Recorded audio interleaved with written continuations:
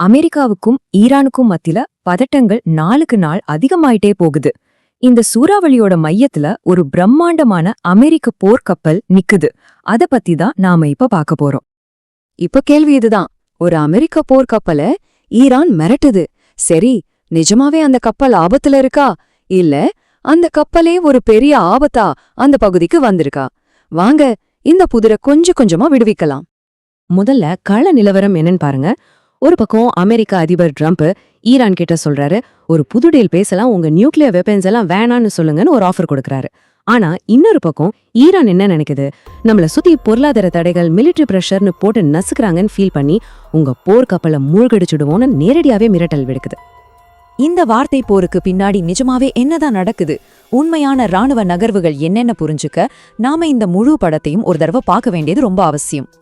நாம இப்போ பார்க்க போறது அமெரிக்காவோட மிலிட்டரி வியூகத்தை. ஈரானோட பார்வையிலிருந்து பார்த்தா இது எப்படி அவங்கள ஒரு இரும்பு கோட்டைக்குள்ள சிக்க வைக்கிற முயற்சி மாதிரி தெரியுதுன்னு இந்த பகுதியில நாம புரிஞ்சுக்கலாம். இந்த மேப்பை பாருங்களேன். சவுதி அரேபியா, குவைத், கத்தார்னு வளைகுடா நாடுகள், அப்புறம் அரபிக்கடல், செங்கடல்னு எல்லா பக்கத்துல இருந்தும் அமெரிக்க படைகள் ஈரானை சுத்தி வளைச்சிருக்கு. இது ஏதோ சாதாரணமா படைகளை கொண்டு வந்து நிறுத்துறதில்ல, இது ஒரு பக்காவான மிலிட்டரி பிளான். வெறும் ராணுவ தளங்கள் மட்டுமில்ல, அங்க என்னென்ன ஆயுதங்களை கொண்டு வந்து குவிச்சிருக்காங்கன்னு பாருங்க. கண்டம் விட்டு கண்டம் பாயிர B-52 bombers, patriot missile systems, F-16 fighter ஜெட்ஸ், அப்புறம் எதிரியோட ஒவ்வொரு அசைவையும் கண்காணிக்கிற உளவு விமானங்கள்னு ஒரு பெரிய படையையே இறக்கியிருக்காங்க. சரி, இவ்ளோ பெரிய படைய குவிக்க என்ன காரணம்? அதிபர் ட்ரம்போட வார்த்தைகள்லயே அது ரொம்ப தெளிவா இருக்கு. ஒரு பெரிய கடற்படை ஈரான் கரைக்கு வந்தாச்சு, நீங்க சரணடைறது மட்டும்தான் ஒரே வழி. இது ஒரு நேரடியான பச்சையான எச்சரிக்கை. இப்போ இந்த பிரம்மாண்டமான படையோட மடிமகுடம் யாருன்னு பார்க்கலாம். அந்த மைய புலிக்கு வருவோம். கடல்ல மிதக்கிற அந்த மாபெரும் அசுரன் USS ஆப்ரஹாம் லிங்கன். இதோ இவர்தான் USS ஆப்ரஹாம் லிங்கன். பாதா சும்மா கப்பல் மாதிரி தெரியும், ஆனா இது சாதாரண கப்பல் இல்ல. இது நியூக்ளியர் பவர்ல ஓடுற நிமிட்ஸ் கிளாஸ் ஏர்கிராஃப்ட் கேரியர். சொல்லப்போனா இது ஒரு கப்பல் என்பதை விட கடல்ல மிதக்கிற ஒரு ஏர்போர்ட் இல்லனா ஒரு பெரிய கோட்டைன்னு சொல்றதுதான் சரி.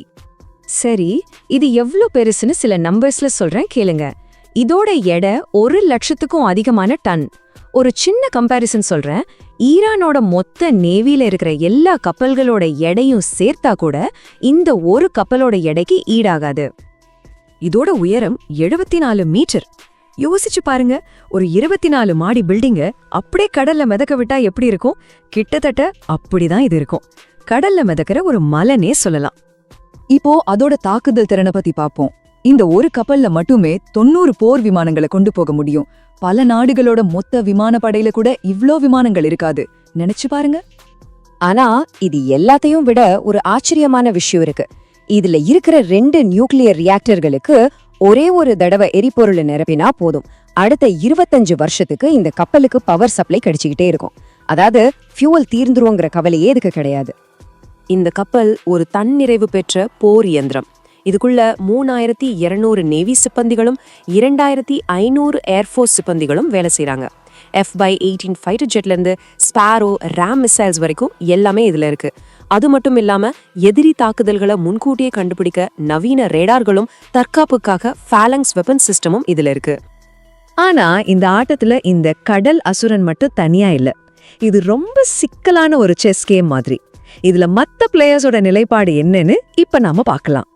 இந்த டேபிள் இந்த சிக்கலான உறவுகளை ரொம்ப சிம்பிளா காட்டுது. பாருங்க, அமெரிக்காவும் இஸ்ரேலும் ஈரானுக்கு எதிரா நிக்கிறாங்க. ரஷ்யா ஈரான் பக்கம் நிக்குது, ஏன்னா அவங்க கட்டி கொடுத்த நியூக்ளியர் பிளான்ட்டை பாதுகாக்க இஸ்ரேலை எச்சரிச்சிருக்காங்க. இதுக்கு நடுவுல ஈரான் தன்னோட ப்ராக்சி படைகளான ஹிஸ்புல்லா, ஹூதிகள் மூலியமா அந்த பகுதியில தன்னோட செல்வாக்க காட்டுது. அமெரிக்கா நேரடியா தாக்கினா இந்த ப்ராக்சி படைகளை வச்சு ஒரு மறைமுக போரை நடத்துறதுக்கு ஈரான் தயாரா இருக்கு. இப்போ நாம இந்த பகுப்பாய்வோட கடைசி கட்டத்துக்கு வந்துட்டோம். ஒரு பக்கம் அமெரிக்காவோட பிரம்மாண்டமான மிலிட்டரி பவர், இன்னொரு பக்கம் ஈரானோட அடங்க மறுக்கிற எதிர்ப்பு. இதோட முடிவு என்னவா இருக்கும்? இங்க 2 வெவ்வேறு கருத்துக்கள் இருக்கு. ஒரு பக்கம் சில பாதுகாப்பு நிபுணர்கள் சொல்றாங்க, ஒருவேளை போர் வந்தா அமெரிக்காவோட டெக்னாலஜி பவருக்கு முன்னாடி ஈரானோட ராணுவத்தை ஒரு சில நாள்லயே காலி பண்ணிடலான்னு. ஆனா இன்னொரு பக்கம் நிஜ நிலவரம் வேற மாதிரி இருக்கு. ஈரான் ஒரு பெரிய நாடு, அவங்க ராணுவத்துக்கு போர் அனுபவம் அதிகம். நேரடி போர்ல அமெரிக்காவை ஜெயிக்க முடியாதுன்னு ஈரானுக்கு நல்லாவே தெரியும். அதனால அவங்க பாலிஸ்டிக் மிசைல்ஸ், வேகமான சின்ன படகுகள், சைபர் தாக்குதல்கள்னு வேற மாதிரியான போர் முறைகள்ல முதலீடு செஞ்சிருக்காங்க. ஒருவேளை போர் முண்டா அது அமெரிக்காவுக்கு ரொம்பவே செலவு வைக்கிற நீண்ட கால பிரச்சனையா மாறும். ஆக ஒரு பக்கம் கட்டுக்கடங்காத சக்தி, இன்னொரு பக்கம் அடங்க மறுக்கிற ஒரு நாட்டின் தந்திரமான எதிர்ப்பு. யாரு முதல்ல பின்வாங்குவாங்க, யாரு முதல்ல கண்ணை சிமிட்டுவாங்க? இந்த கேள்விக்கான பதில்தான் மத்திய கிழக்கோட எதிர்காலத்தையே தீர்மானிக்கப் போகுது.